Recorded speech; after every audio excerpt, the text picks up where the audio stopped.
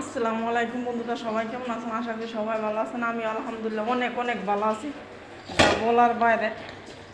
এই কয়েকদিন তো অনেক শান্তি করছিলাম, শান্তি তো শেষ হয়ে যাইব। আজকে 8 দিন হয়ে গেছে, আরাম আরাম শেষ।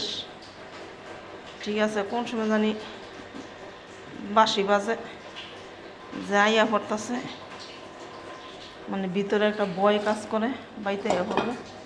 আবার এই সকালের চা, এই তো কালকে বেগুন তরকারি জাল দিয়া লইছি, আর এই যে ভেন্ডি ভাজি, তেল এখানো কত জমা লইছে, এইসব ফালাই ফালাই দিয়া,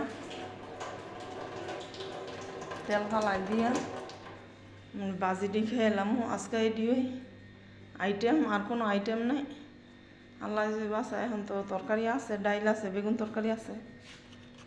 কয়দিন রাঁধতাম না, যদি না এতে এক সপ্তাহে দিতে চলে যাইব।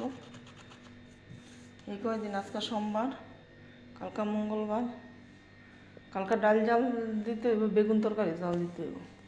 কেন আমি তো আবার এক তরকারি দা খাইতে পারি না, ঠিক আছে? আমি আবার এক তরকারি দা খাইতে পারি না, তরকারি দুইটা লাগবই লাগবো। ফ্রিজ একটা কিছু নাই খাওয়ার মতন, মানে ভাল লাগে না। জিলাপি কবে আনাইছিলাম, এই জিলাপি একটু একটু করে খাই, আর ফল এনে হুগাইতেছে,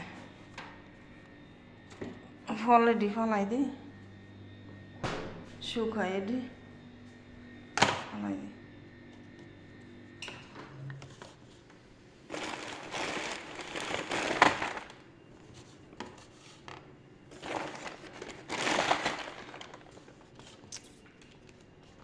এই দুইটা আবার থুয়ে দিই, ঠিক আছে?